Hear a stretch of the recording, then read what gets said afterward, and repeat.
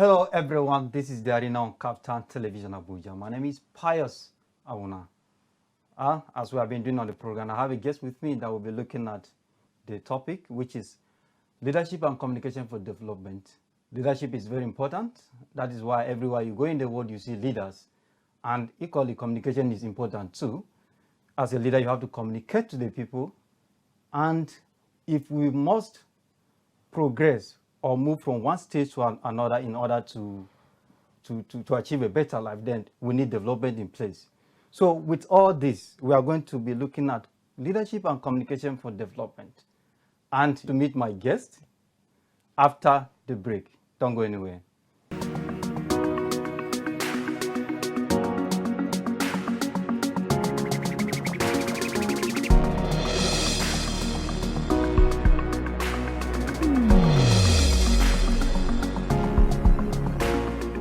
Welcome back from the break. The topic is leadership and communication for development. I have a guest with me in the studio, but I would prefer that my guest introduce herself so that we'll now start looking at the topic. Welcome on the program, ma'am.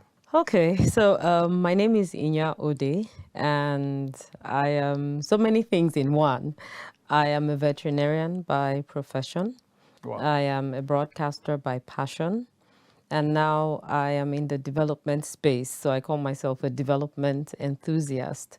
Coordinate a project, the Network and Advocacy Group at Luke Sterra Leadership Foundation. I also head the new media unit of Luke Sterra Leadership Foundation. So, yeah, that's me in a nutshell. that is great. That means that is great. We think so in our own modest way. Yes, you can hear my guest is here. I want us to look at this. You know, when we are talking of leadership and communication for development, some people look at it just in the area of leaders. How should leaders communicate with their followers in order to achieve the needed development? But I think it's more to that. There are other areas that will look at it. But let's start with what is already known by many. From your own point of view, how do you think leaders should communicate to the masses in order to achieve the needed development in place? Well, first of all, Pius, let's just define what C4D is. That's communication for development. And, you know, on Wikipedia, it says it is a social process based on dialogue using a broad range of tools and methods. It's also about seeking change at different levels, including listening, building trust, sharing knowledge and skills, building policies, debating and learning for sustained and meaningful change. Yes. There's so many active words there. But one key thing I would say with leadership and communicating with the people, the masses, as you call them, is are we actually listening in the whole process of communicating? Yes. Because it's very easy to speak and say, do this, or this is what I want to do, or this is what I have to do, and all of that. But communication is a two-way street. Yes. It is speaking and listening. So if all we're doing as leaders, because we are in a privileged position, if all we're doing is speaking to the people and not necessarily listening to the people, then would we say we're communicating? No. So it's about really listening to the people. I mean, if you go to a community, for instance, and you go to say, okay, so as a leader, I want to provide high-tech, center where all of you can go and learn computer studies or something like that. I want to provide that for you. Yes. But then what the people really need is water. That's what they need. Yes. So you have not really done anything for the people because as a leader, you have not listened to the people to ask them, what exactly can we help you with? What exactly can I do to make a difference in your lives? So leadership sometimes just stays up there and they just, backing down or, just pushing different things into the space for the masses. But it takes a good leader to actually listen to what the people are saying. because that's what makes you a good leader. That's what judges you as someone who can be looked at as a good leader. If you're a leader and you are not listening to the people to ensure that you meet their needs, or at least meet them halfway, then, we should actually question your leadership skills. So as, looking at our society, looking at where we've come from, and where we are now, I would say there's still a lot of work that we need to do concerning leadership and communicating with the people. As you said, it's for the growth, it's for the development of the people, for the people to actually move forward from point A to B. And if the people are not moving forward from one point to the other, then it's time to look at, how we're communicating. So now, how should the leaders engage the masses? Engagement is on different levels. I mean, even with social media now, it gives so much room for engagement. Yes, so we have the legacy media, television, radio, newspapers, right? But with the new media now, there is so much room and there's so many options for engagement. You could do a poll, you could, just send messages to the people, you could communicate with the people. That's why a lot of our leaders are actually on Twitter, they're on Facebook, they're on Instagram, just to ensure that they're communicating with the people. But sometimes you'd actually find, again, that those people have handlers. The leader has handlers who ensure that they are the ones sending out the messages. So it's not the leader himself who is sending out those messages. In many cases, they don't get back to the leaders exactly. to let them know this is what people are saying. That's the point. Yes. So if the leader is not seeing those messages, if the leader is not responding to those messages, and it's someone in between that is doing it, a lot of things get lost. There's always that point of a middleman. So many things get lost. The person could say, I beg, this one, concern the leader, or this one, it's not important enough. And then they just throw it away. But the person who has sent that message, or the person who has communicated with the leader through that medium, says that, okay, so this is important for me and I want my leader to tackle it. So there are so many options right now for leaders to talk to the people. There are town hall meetings you can have. But these days, because people are so, there's so much poverty, right? And people are looking for how to eat, people are looking for how to survive and all of that. Leaders just think it's about dishing money to the people. So you dish money and say, okay, come for this so we can have a round table. And then you doctor everything that the people are going to say. You're not going to hear the truth from such people. Yes, I know some leaders will complain that even when they try to engage the people in order to actually hear from them before going ahead to do anything they want to do for them, but the responses they get are not really good. For example, somebody who wanted to build a hospital in a place because he saw that the community lack hospital and they are always moving to a far place when there's a need for them to access medical care. And people prefer that, no, we don't need hospital. We prefer that you give us the money, we share. Yeah. There are cases like that. So many cases. And then you now find... Can them still blame leaders in this situation? It's both ways right now. It's both ways, really. Because the people are hungry. They have bills to pay. They have school fees. They have food. They want to eat. They have bills to take care of. And that is their basic need right now. So if as a leader you decide that, okay, so in this community, and I'm just taking it from the base level, let's go to the counselor in the ward. Yes. So in this community now, I want all the children to be able to go to school. So I will put out something to ensure that the children do go to school, that they have teachers in those schools that will teach them. I will do my best to ensure that the parents pay a minimum. Even if it's, if it's leaving it free, no problem. I know we're supposed to have free education, but I don't know how free it is anyway. So leave it at a minimum that the parent can pay so the child goes to school. See, you've taken care of education, right? In that ward, in that community. Now, what about food? If you ensure that, okay, so there's access to agricultural implements, for instance, agricultural products. So they have seeds, they have fertilizer, they have all the things that they need to actually grow food. So you see, you've taken care of that. You've ensured that, okay, so at least we have food to eat. Now, when you now look at all the other things that could say, okay, somebody would come for a meeting and say, no, give us the money instead. You have taken care of all those things. You've taken care of healthcare. If there's a primary healthcare center, maybe you now want to build a mega hospital. Yes. But at least build a primary healthcare center that is functional, that has a doctor, that has a nurse, that has all those basic things that the people need. You've taken care of that. Fix the roads. We're not saying you should build, mega roads that people will pass through. No, but at least ensure that one place to the other is passable and is accessible, and people can come out with their farm products to sell. You see, we've taken care of a lot of things. So the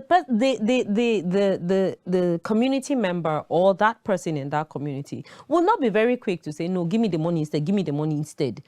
Maybe you want to build something and ensure that it is, it's a mega thing, a difference you want to create to make in that community. You have to actually ask the people first, though. As you said, ask the people, do a needs assessment. What is the need in this community? Some leaders have gone to communities and done all sorts of things, but then they have not asked the people, what is it that is your basic need in this community? Yes. So we have not communicated for development. We have just decided to carry out a project, and we come and commission it, and the people clap, and then they don't use it. Yes. How many communities have we seen where boreholes have been dug, right? Yes. So we sink boreholes, and then when you come back in 3 or 4 days after the water has run, when they commissioned it, there was water, everything was okay and all of that. But then you come back like some days or a week later, and the place is dry. It's no longer functioning. It's not functioning. Maybe one, because you have not carried the people along to own that project. There's a sense of ownership that these people see that, okay, so this thing, now our own, so we need to take care of it. How about training people in that community to take care of this thing? You see, that's part of communication. Yes. And that is part of actually empowerment. You're moving the people from one point to the other. And then that is that borehole that you have sunk in that place. It now becomes their own. And anybody that wants to tamper with it, anybody that spoils it, anybody that does anything against that borehole is in trouble in that community, because there is a sense of ownership. Yes, but where there is no ownership... Yes. We are going to be looking at this in both ways. It is very unfortunate that the system of practice is not really good, where you just sit down and decide that this is what is good for the people, and you go ahead and do it. Let's look at it in this way. In Nigeria, it's only when there is protest that you get government attention to do something, or leaders' attention to do something, or when there is a strike. Like currently, we have the ASO strike. Exactly. Ongoing. 4 months it's all plus. Because of, so can we see all these protests and the strikes as a way of communicating to attract development? Of course. It's a way of communication, because you're like, okay, so we've done this over and over and over again. I mean, I worked on radio for 10 years, and I remember clearly that while I was on radio, the early years, maybe like 2010 or so, we had been hearing of strikes. There was a particular strike that when I was in school, there was strike, right? But there have been memoranda after memoranda. They've talked and talked. There have been agreements and all of that. But then when you have an agreement and then you don't keep to the tenets or the terms of that agreement, you have communicated something. You've communicated and said you don't care about whatever agreement you've made. It's just like being friends or being in a marriage, right? And then you go against your vows in that marriage. And that means you just don't care about the person you got married to. That's what it is in an environment, in an agreement. And if such a communication comes through, whatever you get at the end of the day, you better be ready for it. Exactly as we're seeing with the ASU strike right now. Yes. Because the lecturers are saying, look, we're tired of going back and forth with this communication, with this, okay, we'll do it, we'll do it, just go back to school, we'll handle it. And then we go back to school and it's not handled, you know, and then they go on strike and then they're called again, we'll do it, go back to school, we will handle it. It's not that there's something new. It's the same thing, welfare. And it's communicating something from leadership, that leadership does not care about the teachers. Leadership does not care about education. Leadership does not care. That's something that is very disturbing when you think about it, that is being communicated, that is being said to the lecturers and invariably said to the people. Because many children are at home who should be doing great things, following their courses and all of that. But then 4 months of their life and counting is, you know, they're just stalled. They don't know what to do. They don't know how to proceed. So protest, sorry to cut you, Pius. So protest is actually a way of communicating displeasure. Yes. Protest is a way of saying, look, this thing, it is not right that you are treating us this way. It is not right that you are showing us that you do not care about us. So if we have to go on a strike, if we have to go on protest to show our displeasure and to make you turn around and look at us and focus on us, then we'll go on that protest. It's a way of communicating. To attract development. Absolutely. That is great. We witness NSAS protest. And we witness other protests that end up destroying lives and property. Yeah. Of course, we know that the intention was good, that people really want to get government attention so that they can do the particular thing they think it was good for the people in the country. Where, despite the fact that lives were, wasted, the properties were destroyed, but they were able to get the government to actually end SARS. And then that is why we don't have SARS in place now. But in the area where there's a still destruction when these protests are going on and we are looking at communication for development now, I want to hear your take on the matter. Well, you see, NSAS, October 20. There's so much to say about that, but that happened. And it went different ways, right? I mean, from what we've experienced and what we've seen, it actually went different ways, and for different reasons, right? But at the end of the day, what was set out to be achieved, was it achieved? That's a question that is still hanging. Did we achieve it, or did we at least get some part of it, or some? You know, it's still. I mean, it's still on the jury out there. So people will decide for themselves if we actually got it. But you know, to come back to the point that you've made, property were destroyed. Lives were lost. Unfortunately, that all these things had to happen, and I would say that there was really no point for all this happening. If only someone had really listened and found a way to pacify. You see, communication is not just about talking and issuing a statement and saying, okay, so sorry, you will handle it, or this one. Communication is about the how, and that how is a very important component. Communication is about how, and that how is a very important component. Very.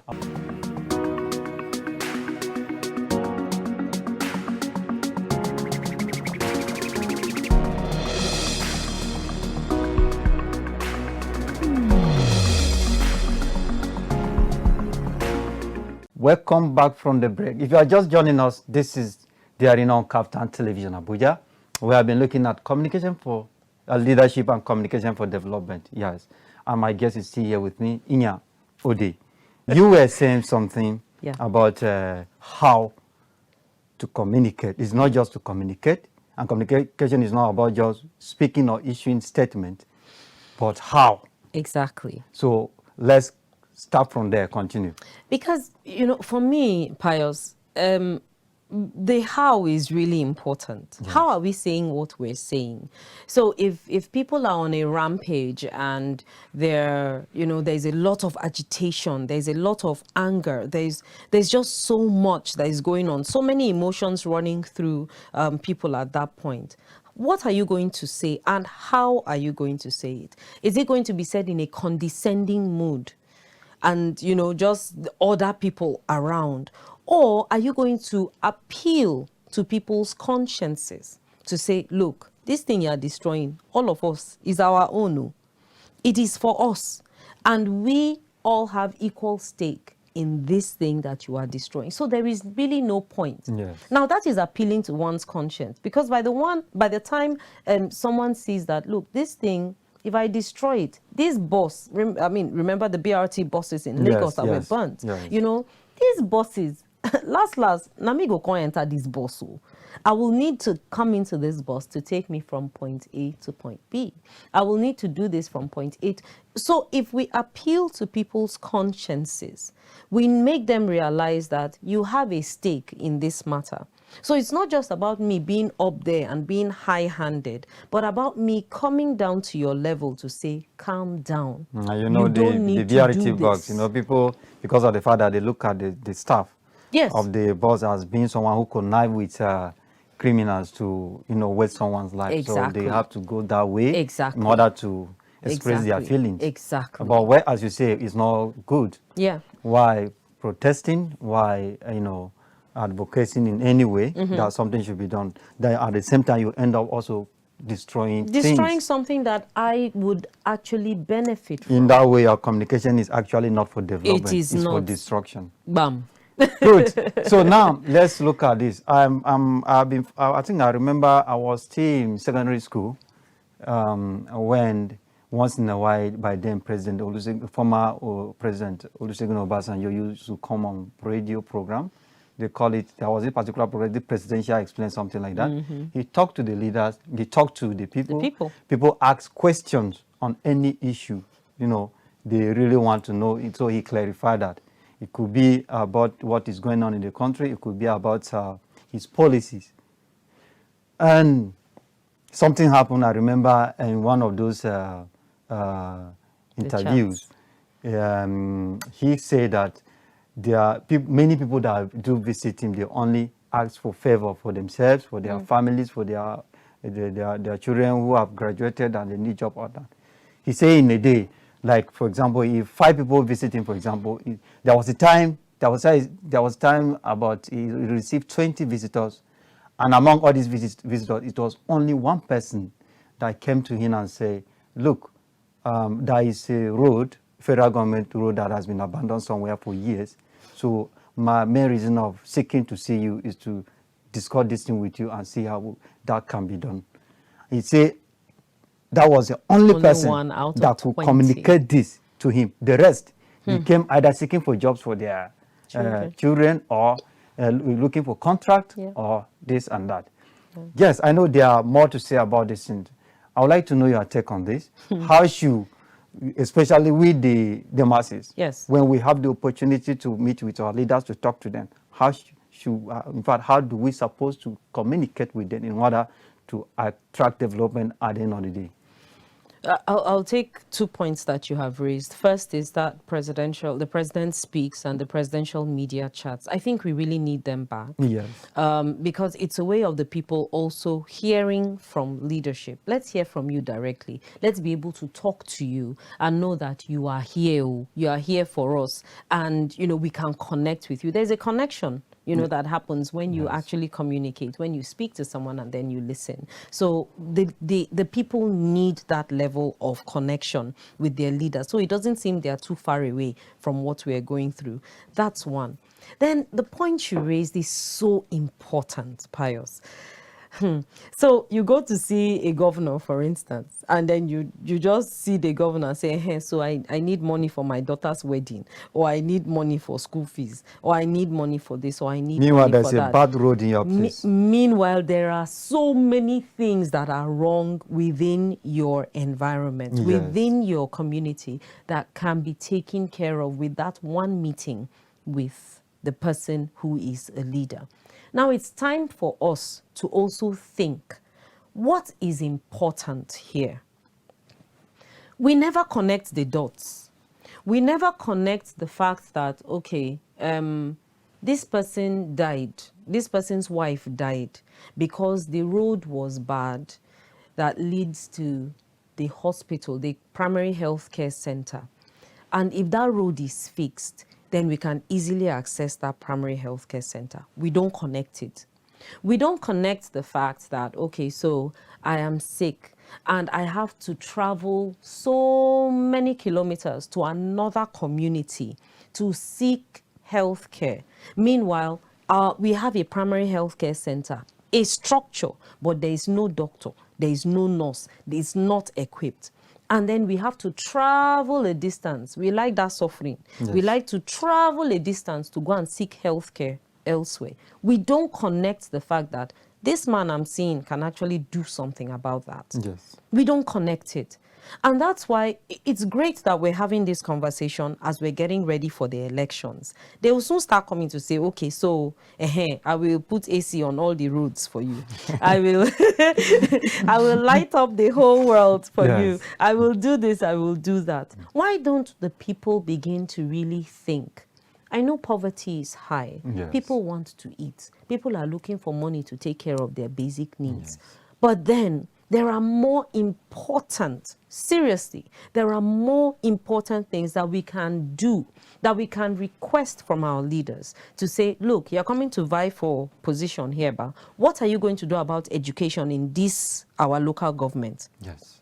What are you going to do about healthcare in this state? What are you going to do about the roads in this community that we have? Because our roads are bad.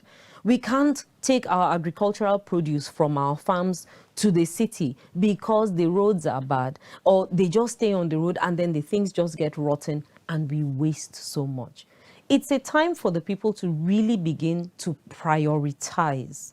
And that's why I'm glad again, Pius, so honored that you invited me for this, because it's a time for all of us to begin to advocate and get people to think right. Yes. Get people to begin to ask the right questions. What is it that we can do? What is this person actually promising me?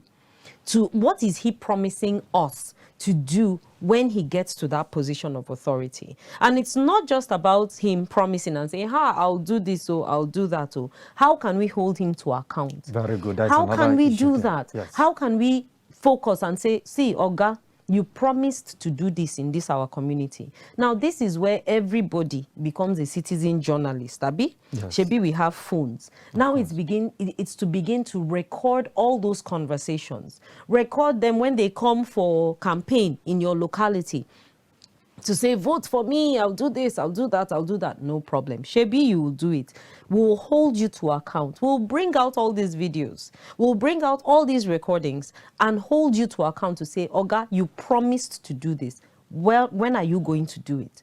You see, when people begin to think that way, when the citizens begin to prioritize and know the power they have, I think one problem with us is, as citizens, we don't know the power we have. Yes. We think it's just them up there that are so powerful. Then we will just go and keep begging them for school fees, begging them for money for wedding, begging them for this, begging them for that. But when we truly understand that we can hold them to account to say, Oga, you promised to do this thing. When is it going to happen? And when they come with all those promises, the people need to begin to ask, how are you going to do it? When are you going to do it? Let's get timelines. When are you going to do it? So that if it's the first 100 days of office that you say you will do this thing, after the 100th day, it's not done. Let's ask you questions. Inya, it's very unfortunate as you are talking. I'm just listening to you. I'm feeling bad within myself because no, it's very unfortunate because that issue of how are we going to hold them accountable is very important. Because these people behave as if they don't really care. Exactly. Even if we should do all that you have advised, do they really care? Can they really give us the listening ears? You remember the issue of electricity. I have taken my time to watch different people that have come as president during their campaign. They promised stable power supply. Some came and did 8 years. In their first term, they promised that stable power supply. They didn't provide it. In the second term, they still promised the same thing. So you see, how are we going to really hold them accountable? Do they even care if we should do all that you have advised? That's why. Aside even that, you remember in 2015, when we have the new government, during the campaign that the political rallies that Yes, produce the president, yeah. which is the outgoing president now. The problem is, he even gave deadline. When you were talking of the deadline, I just remember that. He gave deadline of when he's going to end the activities of Boko Haram. Yeah. You remember? He said December. Yes. He said December. 2015. December came. and this is 2022. This is 2022. Did you see it? We still have these people terrorizing communities. Yeah, yeah. And then we even have others that have surfaced now. We have bandits. And then when people are beginning to question, but you promised that December you end this thing, they will now come out and tell you that no, we have defeated them technically. Right. So the language changes. They've changed the language. You see, that's what we are going through, and it's really bad. It's not just about talking. Yes. But it's also about meaning what one says. Because when you just talk, you could lie in that talking. And unfortunately, we've seen a lot of coloring of language, you know, and all of that. And that's not right for leadership. Because when that happens, trust is broken. Yes. And with so many things that have happened over the years, trust has been broken. The people no longer trust the leadership. So that when the leader says, oh, I'll do this, I'll do that, the people say, no, we don't trust you anymore because you have broken that trust. And that's why we need to begin to look towards, you know, I mean, God is the one who knows everybody, right? He's the ultimate who knows every man's heart. But we need to begin to really interrogate and look at people's antecedents. Look at how they have been as leaders in the past. Look at what they have done. Look at how they've held themselves accountable. Look at how their antecedents. Just look and see to make the right choices in the elections coming up. We still have Oshun coming up. Ekiti just happened, and their leader, you know, has emerged. Oshun is still coming up. The general elections are still coming up. Pockets of elections are still going to happen. Let's begin to really look at people's antecedents. Yes, it's not very easy to say, oh, okay, so yes, so this person gave a timeline and this did not happen and all of that. That's the reality we are faced with. But then as a leader, and this is a message to the leaders, to say be realistic. Where leaders are different levels, in the home, you know, in our offices, in different places, we're leaders. Be realistic in the things that you say, so that trust will not be broken. And that's a very key message that communication helps with. So when you're saying something, I mean, you're promising a lot of things, but how real is that promise that you're making? So even if you give deadlines and the deadlines don't work and all of that, so deadlines didn't work. When you say technical defeat, what does that mean? During the promise, there was nothing like technical defeat. We didn't hear that term. There was a deadline given that this is going to be. Exactly. You will end it completely. Be done. But at the end of the day, you fail to do that and you are trying to find a way. Now, there's another problem we have with our leaders. Yes. They hardly accept their wrongdoing. A leader must be ready. They keep lying to cover their lies, and then they lie more and more. A leader must and then when you are not ready to accept that you have done something wrong, how are you going to make correction? A leader must be ready for feedback. Yes. And that is very critical in leadership. Some people don't like being talked to or corrected or criticized, you know, but there's something called constructive criticism. Yes. And it's criticism not because we're trying to pull you down, but we're trying to make you better. We're trying to make you more attentive. We're trying to make you more humane in the eyes of the people. We're trying to build trust. But then when everything is looked at as, okay, it's criticism and it's bad, it's a problem. And it's a huge problem at the end of the day. So as a leader, one way of communicating for development is to be able to listen to the people, take feedback, take the criticism, take it as a point to make you a better leader. Because when you listen to that criticism, it actually helps to shape the level of leadership that you have. In fact, getting them involved in the first place. Yes. You want to do something for them. You don't just decide and push it. You meet them, you discuss with them. This is what I want to do. Is it going to be useful? Exactly. Let them participate. I mean, so that at the end of the day, once that is done, ownership. They know they own it, and they know they can make use of it. Exactly. I mean, Yes. there's so many examples, but I know we've run out of You time. know, we still. I want us to actually look at this communication, leadership, and communication for development in another aspect, Right. aside the one we have discussed. You let's look at the religious aspect of it, where we have, you see, the same people who go to places of worship and claim they are actually worshiping God. You see, they are the same people that they will come out and be perpetrating, can I say, evil, be doing things that further underdevelop us. We are already an underdeveloped nation, and then, but at the same time, our men of God that preach there, that communicate, they will always tell you that they're actually preaching peace, love, and unity. And then the same people who go to their places and listen to this preaching, they come back and do the opposite. Where are we getting it wrong? You know, people say religion is a personal thing. Religion and your faith is actually how you relate with God and how you relate with your neighbor. Yes. I go back to that point about appealing to the consciences of the people. We need to get to a point as Nigerians, as people of faith, because we are largely a people of faith. We're so spiritual. We're Yes. so we're very religious. We go to church. We go to mosque. I want to even use the word too religious. And I will tell you, when you talk, I will tell you why I say so. We are too religious. We're very religious Yes. people, and you just begin to wonder, how is it?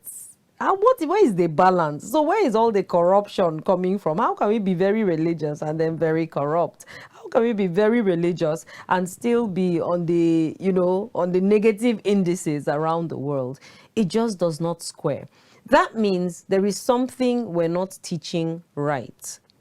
There is something we're not saying right. There is something we're not exemplifying right. So people now look at religion as, oh, okay, so, I mean, I'm a religious person. I'm a Christian. I'm a Muslim. I'm this, I'm that. Okay. I want us to go on the break again. Okay, go ahead. Yes, we have to continue from this. Yes, the religious issue is very sensitive. Yes. But sincerely, sometimes it is very confusing that the men of God claim they preach peace, love, and unity. But the same people who go to their places to listen to this peace, love, and unity, they come back and do the opposite. Something else. We are going on a break now. We'll come back and continue with this discussion. We have been talking about leadership and communication for development. Time for break. Don't go anywhere. We'll come back and then continue.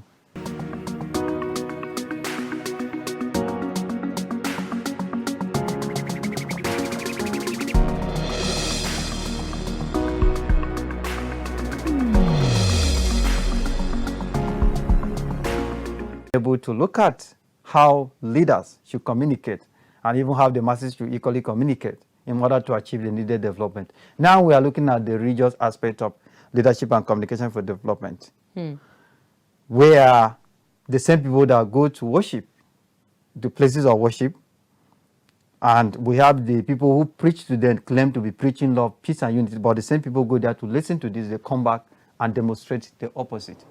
Where are we getting it wrong? You were, sharing your opinion on that. Yeah. We need to get the people to a level of God consciousness. God consciousness, as, a revered friend, Sheikh Nuruddin Lemu, actually calls it. Being God conscious wherever you are, so that your religion is not just in church on Sunday or in the mosque on Fridays. Yes. Your religion is your life. It's a lifestyle. So that wherever you go, wherever you are, you're actually practicing those tenets that have been taught you by the spiritual head you have of love, of unity, of peace, and all of that. But where we're not able to square these things and realize that our life in church or our life in the mosque must be the same life that we live outside, where we're not able to love God and love our neighbor in church, right? So in church, we love God. We can sing and dance and praise the Lord, right? But outside, where the practice of the things we have learned in church matters, outside where it matters, we don't see that level of love for neighbor. Meanwhile, God talks about love for him. As a Christian, I'm a Christian. God talks about love God, love the Lord your God with all your heart, and then love your neighbor as you love yourself. So if we're not practicing this enough on the outside, where it matters most, that's why we're seeing all of this. We're seeing all the corruption, all the negative behavior, all the wrong ideals coming through because people have not been able to connect what they hear in church with what happens outside. What they hear in the mosque, the message of love, peace, and unity that they hear in the mosque with what happens outside. When we're able to make that connection and say, okay, so all these things I'm hearing, I'm supposed to practice it. You know, my spiritual head, Father George, says some people have become cultural Christians. Yes. So it's a cultural Christianity that every Sunday we must go to church. So we go to church. So whatever the priest or the reverend or the pastor or bishop is saying, you will hear and you will thank God that that was a powerful message. But it ends there. But it ends there. You don't take that message with you outside. Maybe it's because of the way religion has been taught, maybe. Or maybe because it's the way we've approached it over time. Maybe it's the way our parents have taught us. I don't know where we got it wrong. But whatever it is, we need to begin to get it right. We can't keep getting it wrong all the time. So it's to begin to wake up the consciences of people to say, that message you're hearing in church about love, about forgiveness, about empathy, about generosity, about this, about that, that message you're hearing in church is not supposed to stay there inside the church. It's not supposed to stay there inside the mosque. It's supposed to go outside. You're supposed to demonstrate that message with the people. That's where we really know if you're a Christian or if you're a good Muslim, if you're a good Christian. It's on the outside, not in church and not in the mosque. So that's that connection that we have missed. And that's why we just keep saying, so the priest, the pastor, the imam, the sheikhs, they can keep communicating that message, as you said, of peace, love, and unity. They can keep at it and keep talking about it. Truly, this is the problem because I've been looking at this issue I've looked at this issue over and over again because are you truly preaching peace? Are you truly communicating unity? Yeah. Because why are the same people who go to your place come back and do the different thing? Exactly. You remember the recent protest in Kano? Or where one of the states in Sokoto, where a lady was killed. Yes. They say it was an abomination for what she did. Blasphemy. But these are the same people who say they preach love, they preach peace, they preach unity. So honestly, it is confusing. Let me tell you something. I remember when you mentioned we are very religious and very corrupt. Yes. I laughed because it is actually true. When you ask, I think, let's say among the 10 people, if you ask them, how are you today? You see, the response you are going to get is, I thank God. I do ask myself that, okay, what if you are writing an exam, for example, and you are being asked, how are you doing today? Option A say, I'm doing fine. Option B say, I thank God. Which would you pick? Which one would you choose as your answer?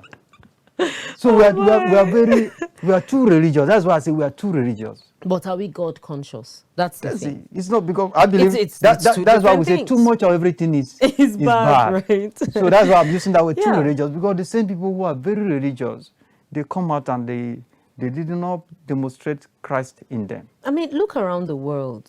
There are countries where religion is not practiced. Yes. Or not as much as it's practiced here in Nigeria. Religion, they've moved on, so to speak. Let me use that in quotes. They've moved on from religion, and all they're doing is just taking care of themselves and all of that. Yes. You don't find the rate of crime or the rates of corruption that we have here in Nigeria. But it's not like they're actively worshiping God. They're not going to church. They're not going to mosque. They're not doing all those things. But yet, they realize that they must care for the next person. They realize that the elderly among them in that society need to be taken care of. They realize that those who are living with disability need to be taken care of, and they care for those people. That's where we're getting it wrong. That love of God and love of neighbor that I spoke about, if only we practiced, truly practiced love. It's so easy for us to say, oh, I love God, I love God, I love God. But then that person beside you who needs help, that person beside you who just needs maybe a calm touch or a smile or a hug, that person beside you, you're just not answering the person because he's not your tribe, he's not your religion, he's not this, he's not that, so he should go away. But if we really showed that love, if we really showed that care, these 4-letter words, they're so important. Love and care for the neighbor that we hear about in church. We hear it in church. We hear it in the mosque. Love God, love your neighbor. If we really showed love and showed care, there is no way that I would want to hurt you, Pius, no matter where you're from. There is no way that I would want to cheat you. There is no way that I would want to fight you or kill you if we truly loved and cared for each other. Let me chip in here. Talking about leadership and communication for development, I'm looking at the religious aspect of it. Of course, we are still doing the same thing now. I want to say something. You see, I believe, from what I've seen so far, many people believe that worshiping God is only when you go to church, you listen to the gospel, you come back. Many people, that is their belief. Very true. And that is why you see, when they are out of the church, they are doing the opposite of what they really had. Exactly. That aside, I want to say this. I always tell people that there are two religions that they believe is only in the church that matters. After the church, nothing it shouldn't be something they should consider. Yeah. That your attitude, the way you behave every day. Absolutely. If you are doing anything right, you should know that you are worshiping God. Yeah. If you are doing anything wrong, you should know that the person you are worshiping is not God. So it is not only when you go to church and you sing, you pray, you dance, that is worshiping God. Worshiping God, you don't even need to go to church to worship God. Absolutely. Because I do go to church too, and I've been reading my Bible. I saw where the Bible says, where two or more gather in God's name, you'll be there in their midst. Bible didn't say where two or more gather in God's name in the church. The name church was not mentioned there. Wherever. Anywhere you are talking about God. God is there with you. Yeah. So this attitude of is only in the church, but you come out, you demonstrate the opposite. Exactly. It's really not right. So we should begin to see things in a different way and approach them the same different way. We cannot keep doing one thing over and over again. We expect a different result. I agree with you. There's a word I just want to chip in, before we leave this. Mother Teresa said something. I may not quote it verbatim, but it's a quote that says, at the end of our lives, we will not be judged by how much money we have, how many degrees, how many awards, how many things that we have achieved. At the end of our lives, we'll be judged by that scripture in Matthew 25, right? Verse 31 to 46. When I was hungry, you gave me to eat. When I was thirsty, you gave me to drink. You visited me. You clothed me. That is a scripture that talks about care. So at the end of our lives, it is how much we care for each other as leaders, as followers. That is what we'll be judged by. So if as a leader, you're not caring for your followers, if as a shepherd you're not caring for the sheep, just know that God will have plenty questions to ask you. You have a lot of things to answer for. I want us to look at this issue of leadership and communication for development. So let's go back to the government and look at the issue of security in the country. Yeah. We have been having challenges of attacks here and there and all that. And I listened to a point where government wanted to get fight jet from U.S. to fight the insurgents and the rest. Did you think it's right for the government to be communicating what she wants to do when you know very well that the people, this thing you are saying, people are listening? Yeah. People who are perpetrating this, they are listening. They are now aware that, this is the government's plan. Let us to do something that even if this should come in place, we can be able to see counter and then continue operating. What would you say on this issue? It's a dicey one, because on one hand, the people want to know what you are doing Yes. in order to stem the tide of insecurity. The people want to know, and the people have a right to know. But then you're also on another side getting the things that you need, and then you are communicating such to the people, which they have a right to. It's a dicey situation. That's why sometimes, security reports, they say, look, we cannot say this, we cannot, mention this, because there are strategies that we're using. I think for security, I would say it's on a need-to-know basis. On a need-to-know basis. It's not everything that you come and tell us and say, oh, we're doing this, oh, we're doing that, oh, we're doing this. Yes, we want to know, right? But let it be judged on a need-to-know basis. Whatever you think it's safe to let us know, let the people know. But all those deep strategies that you have, we're buying this, we're buying Tucano jets, we're buying this, we're doing that, we're doing this. I think there's some things that might not necessarily be needed by the people, but let the people just see that you are doing something. In fact, Pius, some things you don't even have to see it. The results speak. Action speaks louder than words. So just do it. And then the people now see that, this is no longer happening. These people are doing something about it. Yes. And that is even more powerful than the words that you say. Because the words, yes, and as you said, it's a security risk as well. Because the other side will be looking to say, now you people are getting this one, but we might go and get our own, and it will be a higher version of what you guys are getting, because we have backdoor ways of getting them. So it begins to counter what we have in mind or what we are going to do. So I would say, let the actions speak. Let the actions of government speak in insecurity, in stemming this tide of insecurity.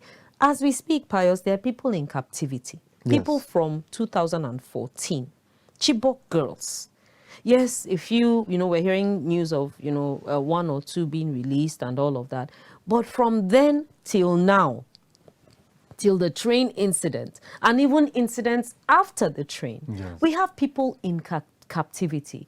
What are we doing about it? Well, how are we rescuing? What measures are we putting in place to rescue our people? Those who are women, they became wives. Exactly. And they even have kids for this. Which, it's a reality, a sad reality that we're faced with. So yes, security, it's important for the people to know what you are doing, but more importantly, let the actions speak. Let the people see that you are actually taking a step, that you are doing something to stem the tide of insecurity. Because sometimes we talk too much. We we talk too much. And we give out our strategies to the enemy, right? Give out our strategies to the other side. And the other side now uses it to capitalize. They capitalize on it to come back to harm us. So it's for us to begin to, let's work towards actions, and let those actions speak louder than the words that we're saying.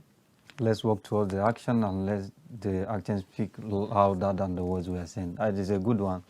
Honestly, this issue, there are a lot to discuss about leadership and communication for development. Yeah. But if you look at the whole thing, you see that the leaders are the ones that even have more to do.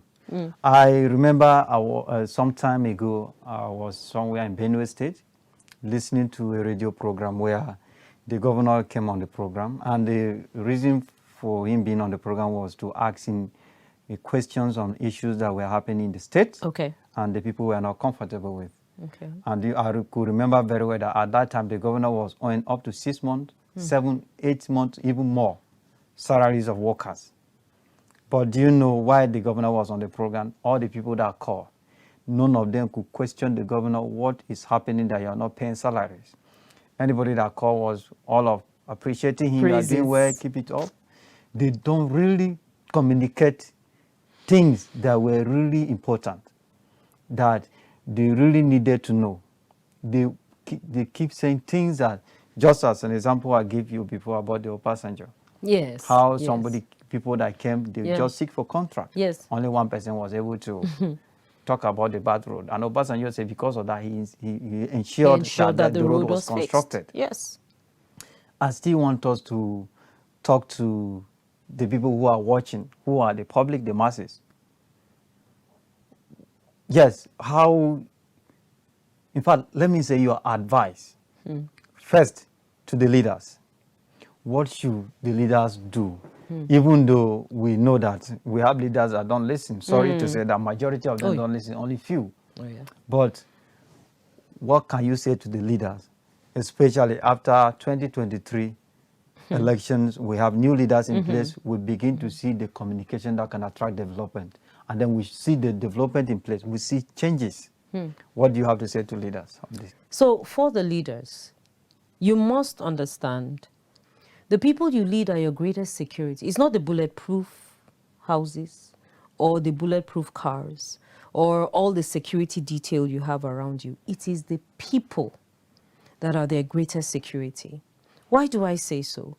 If you take care of the people will ensure that you are taken care of, that no harm comes to you. You take care of the people by showing care, by empathizing, by showing them that you actually love them. But then where you stay away from the people and you put yourself in a cocoon where only the privileged who can reach you. Where you stay in that cocoon, wherever you're going is bulletproof, is bulala wielding policemen, is this person, is that, you are just cocooned and you're taken away from the people. The people cannot secure you. But your greatest security is the people.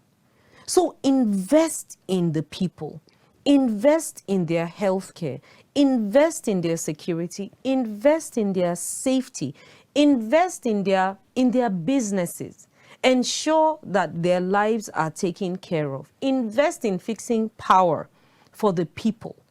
Invest in doing everything possible to show that you care for, and that you love the people. That is your greatest security. And that's a word that leaders sometimes completely forget this. So they come to vie for votes, right? But then when they get up there, they just completely forget the people. Yes. It's like when they are in the leadership positions, they forget. When they are no longer there, they will begin to advise somebody who is already there that you should do this, do that. Exactly. When you're there, you didn't see these things to do. I don't understand. You're out of the system. You're not telling the person who's there that do this, do that. Yeah. Well, now, briefly, to the people, the masses. The people need to wake up. We need to wake up as a people. We need to prioritize, and we need to begin to ask the right questions. We need to get out of this era of selfishness, because it is selfishness for me, myself, and I that will make me go to the man at the top to say, oh, give me contract, give me admission, give me this, give me that, give me that. But then we completely forget that one thing that could benefit the entire community can actually come that way if we have that audience with the leaders. Yes. So let us be more selfless. Let's not be self-centered. Don't just buy away or sell away your birthright. Yes. Do the needful to ensure that at the end of the day, not just you or your family members, but the lot of us are taken care of. One thing that will actually benefit the entire community will come that way if we have that audience. Yep. Yes, it has been a very interesting conversation. And we should not forget that communication, leadership is important, communication is important, and development is equally important. So we should begin to communicate for development, for both leaders and with the masses. Sure. That ends the program, The Arena, for today. We'll come your way same time, same station, next week for another interesting edition of The Arena. Thank you very much for watching. See you next week. Bye.